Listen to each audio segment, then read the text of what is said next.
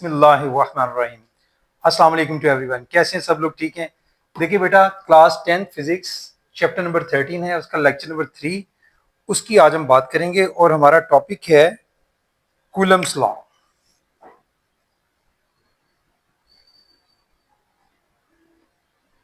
हम Coulomb's law पर बात करेंगे। पहली बात तो ये समझ लें कि कूलम ने ये जो लॉ बनाया था, कूलम ने ये उसने पॉइंट चार्जेस पर, और कब इसने 1785 में ये लॉ इसने बनाया था। किन पर? पॉइंट चार्जेस पर। पॉइंट चार्जेस का क्या मतलब होता है भी? छोटे चार्जेस, मतलब जिनकी वैल्यू बहुत कम होती है, मतलब बहुत कम चार्जेस, ठीक है जी। तो उस पर इसने ये लॉ जो है वो बनाया था। इसकी मदद से इसने इलेक्ट्रिक फोर्स जो है वो डिस्कवर की थी। और ये जो चार्जेस थे, ये इसने दोनों जो बॉडी लिए थे, पार्टिकल्स लिए थे जिन पर चार्ज बहुत थोड़ा था, बहुत कम था, वो स्टेशनरी थे, ठीक है। अब इसका जो लॉ है, पहले हम इसका लॉ लिख लेते हैं जो इसने लॉ बनाया कूलम्स का। लॉ क्या कहते हैं हमें?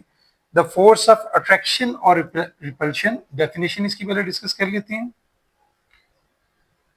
द फोर्स ऑफ अट्रैक्शन और repulsion between two point charges. जैसे कि मैंने अभी बात की, पॉइंट चार्जेस पर इसने ये लॉ जो है, between two point charges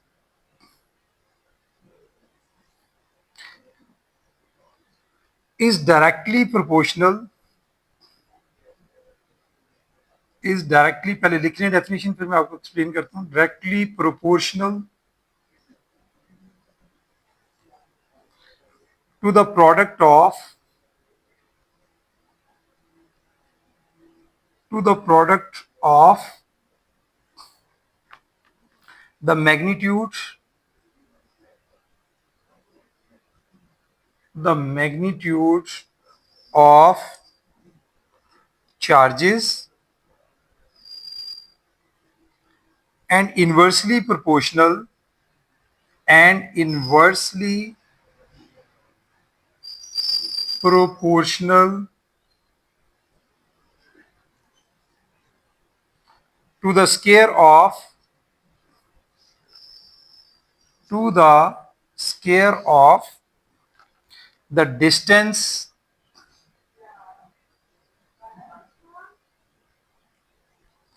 between them।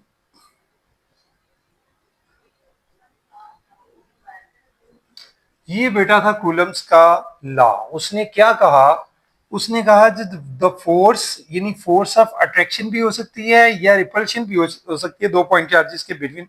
देखें, अगर सेम चार्जेस होंगे दोनों पर, अगर पॉजिटिव चार्ज है तो रिपल्शन होगी, अगर एक पॉजिटिव है एक नेगेटिव है तो फिर क्या होगा? दो पॉइंट चार्ज। सपोज जी मेरे पास दो पॉइंट चार्जेस हैं, एक ये है एक ये है।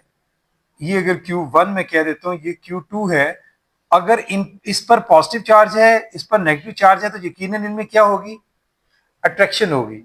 और अगर मैं एक चार्ज Q1 लेता हूं, ठीक है, यही Q1 या Q2, इस पर भी पॉजिटिव चार्ज है, इस पर भी पॉजिटिव चार्ज है, तो देन इनके दरमियान क्या होगी? फोर्स ऑफ रिपल्शन होगी, वो एक दूसरे को। तो इसलिए इसने बोला था force of attraction repulsion between two point charges, अगली बात, is directly proportional to the product of the magnitude. यानी इसी लॉ को हम मैथमेटिकली जरा प्रूव करते हैं कि मैथमेटिकली हम इसको कैसे लिखेंगे। मैथमेटिकली देखें जी, फोर्स एफ जो है वो क्या बोला गया कि वो डायरेक्टली प्रोपोर्शनल है किसके?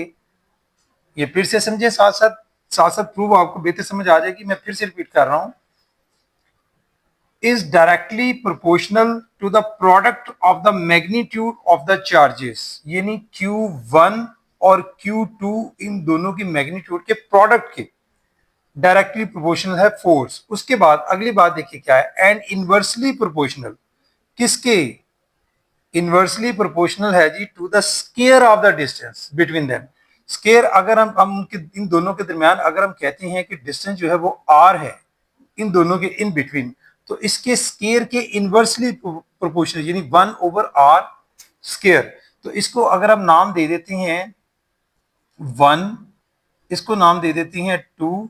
तो आप 1 एंड 2 को अगर कंबाइन कर लेते हैं, कंबाइनिंग 1 एंड 2, ठीक है, यहां से अगर आप इसको कंबाइन कर लेते हैं, कंबाइनिंग 1 एंड 2, तो ये आपके पास क्या बन जाएगा कि F जो है वो फिर डायरेक्टली प्रोपोर्शनल हो जाएगा Q1 Q2 over R square के। ठीक है जी, इसी को मैं जरा ऊपर लिखता हूं, जरा नीट करके, कि भाई F जो है वो डायरेक्टली प्रोपोर्शनल। आपको पता है कि जब भी प्रोपोर्शनैलिटी का साइन होता है उसे खत्म करने के लिए हम किसी कांस्टेंट से मल्टीप्लाई करते हैं। इक्वेशन बनाने के लिए F इज इक्वल टू क्या लिखेंगे, K is a proportionality constant. ठीक है, तो हम क्या लिखेंगे, F is equal to K Q1 Q2 over R square. ये हमारे पास एक रिलेशन जो है वो बन जाएगा, जिसमें हम लोग जो है वो फोर्स फाइंड आउट कर सकते हैं, जिसको इलेक्ट्रिक फोर्स बोलते हैं, 2 पॉइंट चार्जेस के दरमियान। अब यहां पर अगर हम देखें, के जो है वो के किस पर डिपेंड करता है, के मीडियम पर डिपेंड करता है। के किस पर डिपेंड करेगा, कि मीडियम क्या है। ठीक है, के मीडियम पे डिपेंड करता है। अगर मीडियम जो है वो एयर है, तो इस शक्ल में के की वैल्यू जो होती है वो होती है 9, मतलब इसकी जो वैल्यू के की वैल्यू है वो हमारे पास होगी 9 multiply by 10⁻⁹ newton metre square पर कूलम स्क्वायर। ये इसकी वैल्यू होगी। कैसे, ये देखिए मैं आपको यहीं से समझा देता हूं कि वैल्यू तो ये होगी। इसके साथ यूनिट को जरा समझाने के लिए, कि मैं अगर यहां से के यहीं रहने देता हूं, बाकी वैल्यू उसको दूसरी तरफ ले जाता हूं, तो हमारे पास F into R square divided by Q1 Q2 is equal to K बन जाएगा। ये सिर्फ मैं आपको इसके यूनिट के लिए, कि यूनिट अगर आपको जुबानी याद नहीं रहता, भूल जाता है, तो आप कैसे याद रखेंगे। देखिए फोर्स का यूनिट क्या होता है, फोर्स का यूनिट होता है न्यूटन। ठीक है जी, हमने न्यूटन लिख दिया। आर यानी डिस्टेंस है, उसका यूनिट मीटर है, लेकिन आर स्क्वायर है, तो क्या आ गया, न्यूटन मीटर स्क्वायर। Q1 का कूलम, Q2 का कूलम, यानी कूलम स्क्वायर लेकिन डिवाइडेड बाय में है, तो पर कूलम स्क्वायर।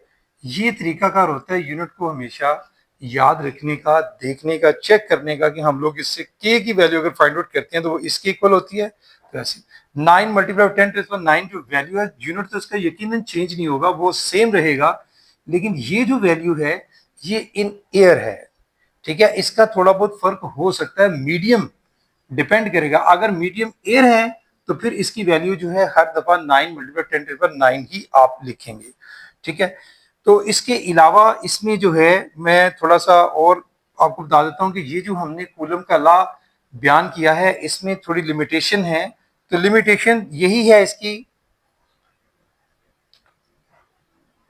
लिमिटेशन लिमिटेशन में सिर्फ ये है कि भाई ये सिर्फ पॉइंट चार्जेस पर, किस पर अप्लाई होता है, पॉइंट चार्जेस पर। अगर चार्जेस जो है वो बड़े होंगे, बड़ी बड़ी वैल्यूज उनकी होंगी, तो फिर ये उन पर अप्लाई नहीं होता, ये सिर्फ पॉइंट चार्जेस पर अप्लाई होगा। ये था हमारा न्यूटन कूलम्स लॉ। और याद रखिए कि कूलम लॉ जो है ये दोनों तरह से इंपॉर्टेंट है, ये एक वेरी इंपॉर्टेंट आर्टिकल है दोनों लिहाज से, लॉन्ग क्वेश्चन के हवाले से भी, और कभी कभी शॉर्ट क्वेश्चन में भी इसकी स्टेटमेंट पूछ ली जाती है। तो दोनों तरह से ये इंपॉर्टेंट है। तो इस चैप्टर का अभी तक जो हमने टॉपिक्स स्टडी किए हैं उनमें ये सबसे इंपॉर्टेंट टॉपिक है। ठीक है, इसके बाद इसकी एग्जांपल है इसी टॉपिक से रिलेटेड 13.1, वो भी हम डिस्कस कर लेते हैं।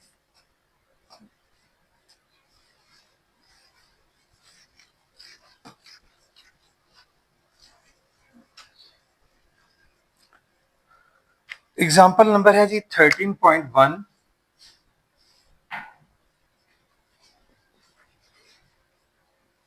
उसका हम डेटा पहले बनाएंगे, उसके बाद फिर हम देखते हैं कि हमने क्या करना है। एग्जाम्पल में है जी, two bodies are oppositely charge. ठीक है, ऑपोजिटली चार्ज है तो डेफिनेटली उनके दरमियान अट्रैक्शन होगी, जो हम अभी बात कर रहे थे। तो उनके चार्जेस कितने दिए गए हैं, 500 माइक्रोकूलम एंड 100 माइक्रोकूलम। ठीक है जी, दो चार्जेस आपको दिए गए हैं। एक आपका चार्ज जो है वो Q1 है, यानी आप कह सकते हैं टू बॉडीज हैं, तो चार्ज ऑन वन बॉडी आप लिख सकते हैं charge on one body Q1 से आप डिनोट करेंगे इसको, और वो कितना है 500 माइक्रोकूलम। माइक्रोकूलम, माइक्रो को आप कैसे लिख सकते हैं 10⁻⁻⁶ में, 10⁻⁻⁶ कूलम। उसके बाद है charge on an other body, यानी दूसरे बॉडी पर जो चार्ज है उसको Q2 से डिनोट करते हैं हम लोग, वो कितना है 100 माइक्रोकूलम। 100 माइक्रोकूलम, इसको भी कन्वर्ट कर लें 100 मल्टीप्लाई बाय 10⁻⁻⁶ और कूलम में। अच्छा, find the force between the two charges, आपने फोर्स फाइंड आउट करनी है दोनों के दरमियान, F ये हमने फाइंड आउट करनी है, ठीक हो गया। और the distance between them in air, देखें मैंने क्या बताया था कि मीडियम आपने देख लेना है, मीडियम एयर है तो फिर आपको पता चल गया कि 9 मल्टीप्लाई 10 पर 9 जो वैल्यू थी वो आप पुट करेंगे के की, ठीक है। के की वैल्यू के लिए आपने मीडियम पहले चेक कर लेना, मीडियम क्या है, मीडियम एयर है, ठीक है। और डिस्टेंस कितना है 0.5 मीटर, तो डिस्टेंस जो है आर वो कितना है इनके दरमियान 0.5 मीटर। देखें जी, हमने एफ निकालना है, अब हम जरा जाते हैं सॉल्यूशन की तरफ। वी नो दैट एफ किसके इक्वल होता है, एफ इज इक्वल टू, अभी हम ये प्रूफ करके आए हैं, एफ इज इक्वल टू के Q1 Q2 over are square, ये हमारे पास रिलेशन होगा। हमने क्या करना है, हमने चूंकि एफ फाइंड आउट करना है इसलिए हम डायरेक्ट वैल्यूज पुट करेंगे by putting values, values put कर देते हैं। के की वैल्यू मीडियम एयर था तो वैल्यू इसकी 9 मल्टीप्लाई 10⁹ न्यूटन मीटर स्क्वायर पर कूलम स्क्वायर, इसका यूनिट इसके साथ लिखें। आगे Q1 की वैल्यू कितनी है 500 मल्टीप्लाई बाय 10⁻⁻⁶ कूलम। आगे Q2 की वैल्यू कितनी है 100 मल्टीप्लाई बाय 10⁻⁻⁶ कूलम। और सारी वैल्यूज को डिवाइड किस पे करना है आर स्क्वायर से, यानी आर की वैल्यू 0.5 मीटर, तो 0.5 मीटर का आपने स्केयर लेना है। अगला काम बेटा आपका कैलकुलेटर का है, कैलकुलेटर से आप इसको आसानी से फाइंड आउट कर सकते हैं। जी, करना क्या है आपने, आपने 9 है और 10⁻⁹ है, आगे 500 वैल्यू है, 10⁻⁻⁶ है। ऐसे क्वेश्चंस को जिसमें 10 समथिंग हो तो उसमें कोशिश क्या करें कि जो 10 है उसको इकट्ठा सॉल्व कर ले, बाकी वैल्यूज को मल्टीप्लाई कर ले। 9 को 500 से और 100 से मल्टीप्लाई कर लेते हैं, यानी 9 मल्टीप्लाई बाय 500 मल्टीप्लाई बाय फिर 100, तो आंसर आता है 45 और टेट्रा जीरो है जी साथ, 1 2 3 4, ठीक है। मल्टीप्लाई बाय 10⁻, यहाँ पर क्या है 9, जरा समझते जाइएगा बात को, यहाँ 9 है, ये -6 है और फिर कितनी है -6, ठीक हो गया। अब यूनिट जो है, यूनिट का क्या करना है वो भी मैं आपको साथ साथ ही समझा देता हूँ कि देखें ये क्या है C⁻⁻², यहाँ पर क्या है यानी 1, यहाँ भी 1, 1 और 1 कितनी होगी +2 और ये -2, यानी ये आपस में कट गए, ठीक हो गया। उसके बाद फिर हमारे पास क्या रह जाता है मीटर स्क्वायर है और न्यूटन है। जो मीटर स्क्वायर है नीचे देखें, नीचे भी मीटर स्क्वायर है, ये मीटर स्क्वायर इस मीटर स्क्वायर से कैंसिल हो जाएगा, पीछे हमारे पास सिंपल क्या रह जाएगा सिंपली न्यूटन, तो इसके साथ हम यूनिट लगा देंगे न्यूटन। लेकिन अभी हमारा नीचे से भी हमने इसको सॉल्व करना है, 0.5 को मल्टीप्लाई करना है 0.5 के साथ, यानी 0.5 का स्केयर यानी 0.5 मल्टीप्लाई बाय 0.5 की स्केयर लेके भी वैसे भी कर सकते हैं।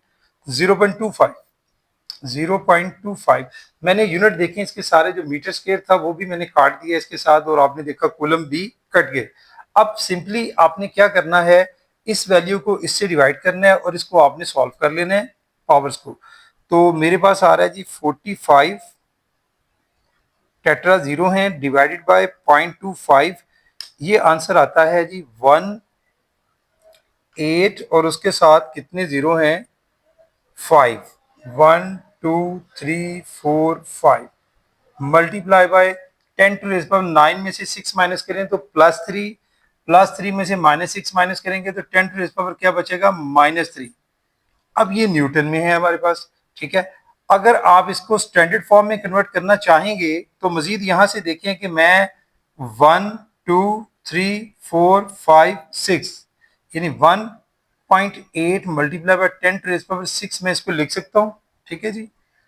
ये हो गया 10 टू रेज पावर -3 और ये न्यूटन, और ये मेरे पास आ गया 1.8 मल्टीप्लाई बाय 10 टू पावर 6 में से -3, 6 में से 3 को माइनस करेंगे क्या आ जाएगा, 10 टू रेज पावर 3। तो बेटा आप ये इसका आंसर होगा f is equal to 1.8 multiply by 10 to raise power 3। आप इसको यूं भी लिख सकते हैं, मजीद अगर आप इसको कन्वर्ट करना चाहें जैसे बुक में किया गया है, 1.8 को मल्टीप्लाई कर दें आप, 1.8 को मल्टीप्लाई कर दें 10 टू रेज पावर 3 के साथ, या 1000 भी लिख सकते हैं 1000 के साथ, तो हमारे पास आंसर आता है 1800। तो आप मजीद इसको अगर थोड़ा सा लिखना चाहें तो ये 1800 में भी लिख सकते हैं, 1800 न्यूटन। ये बेटा इसका आंसर होगा। और दूसरी बात देखें, जो सिंप्लीफाई करने का बेटा तरीकाकार होता है उसमें कभी मैं बाउंड नहीं आपको करूंगा कि आप 10 टू रेज पावर समथिंग में इसी तरह करें, जैसे मैंने बोला है वैल्यूज आपने पुट की, फार्मूला ठीक लगाना है, यूनिट सारे ठीक लिखने हैं, उनको मॉडिफाई अच्छे से करना है।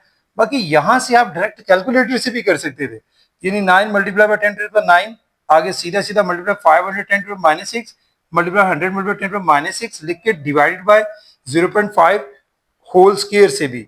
बस उस वक्त जब आप कर रहे होते हैं तो थोड़ा सा ध्यान रखना होता है कि लंबी वैल्यूज को जब आप मल्टीप्लाई कर रहे होते हैं, डिवाइड कर रहे होते हैं, तो उसमें गलती के चांसेस थोड़े से होते हैं।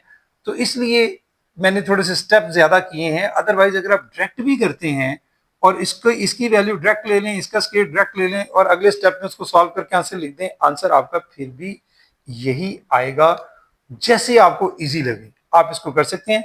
तो बेटा आज के लिए इतना ही था, ठीक है। हमने आज देखें क्या डिस्कस किया है, वो है कूलम्स लॉ, और कूलम्स लॉ से रिलेटेड ही एक एग्जांपल थी जिसको हमने डिस्कस किया। अब आपने करना क्या है भाई, ये एक इंपॉर्टेंट टॉपिक है, मैं फिर से रिपीट कर रहा हूं, आपने इस टॉपिक को जो है वो अच्छे से तैयार करना है। एक इंपॉर्टेंट टॉपिक है बोर्ड के पेपर्स में, ये इस चैप्टर में से ये वाला लॉन्ग क्वेश्चन के तौर पर काफी दफा रिपीट हो चुका है। और ये जो एग्जांपल भी हमने की है, इसकी एग्जांपल कूलम लॉ से रिलेटेड जो है एग्जांपल या इसका जो क्वेश्चन होगा न्यूमेरिकल, वो भी इंपॉर्टेंट होता है, ठीक है। आज के लिए इतना ही, थैंक यू वेरी मच, अस्सलाम।